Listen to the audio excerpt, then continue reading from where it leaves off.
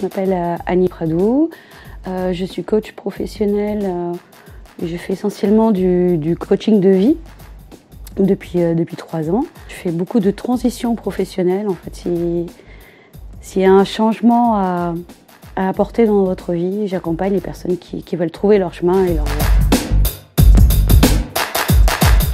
J'ai connu la Haute École de Coaching une première fois quand j'ai cherché une école de coaching. Là, cette fois-ci, parce que je cherchais vraiment à me spécialiser dans le coaching scolaire et l'accompagnement des ados et des jeunes adultes, et qui proposait une spécialisation qui m'a vraiment intéressée.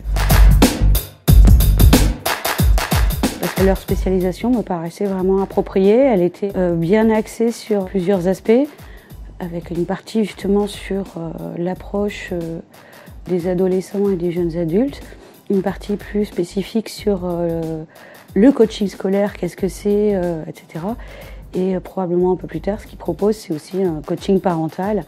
C'est-à-dire, en fait, pour moi, autour de l'enfant, il y a, quel que soit son âge d'ailleurs, il y a plusieurs intervenants. Et j'aime bien cette vision, on va dire, globale de ce qui l'entoure. Il est au centre, mais justement, toutes les interactions qui vont autour sont super importantes. Alors là, je suis la formation de coaching d'adolescents et de jeunes adultes. Elle dure 3 jours. Et la semaine prochaine, je suis celle de coaching scolaire qui dure 4 jours. La partie outils qui est vraiment développée et qui permet d'avoir une approche plus ludique et que je trouve en fait finalement serait très appropriée aussi pour les adultes, mais voilà. Et aussi la compréhension de tout ce qui se passe pendant l'adolescence, toute cette période de transformation, de transition. Enfin, j'avais jamais eu ces informations-là. Et je trouve ça franchement bien dommage. Je m'apprête à les diffuser parce que vraiment c'est important de comprendre ce qui génère toute cette incompréhension souvent, et ce qui peut être générateur de conflits et de mal-être, et voilà, qui est malaisant pour tout le monde. Alors qu'en fait, il y a juste quelque chose de normal qui est en train de se passer, quoi. Et que si on prend le recul nécessaire, il n'y a pas d'anormalité. Être motivé, en avoir envie. J'ai commencé en faisant le coaching, je dirais, à temps partiel, à côté de mon travail de salarié. Je suis toujours salariée à côté, mais c'est vraiment mon objectif, c'est de développer justement le coaching dans mon temps de travail. Et voilà, comme je le vois comme comme mon futur.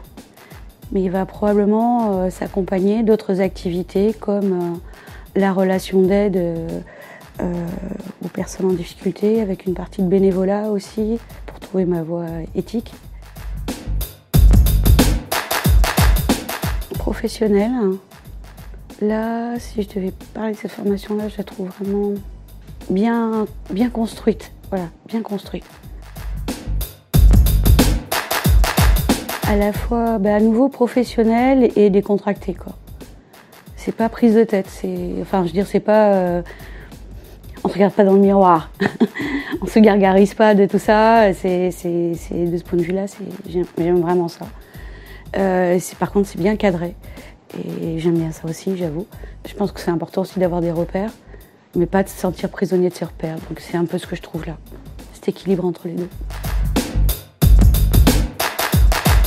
La mise en pratique, vraiment, je confirme, c'est vraiment bien, quoi.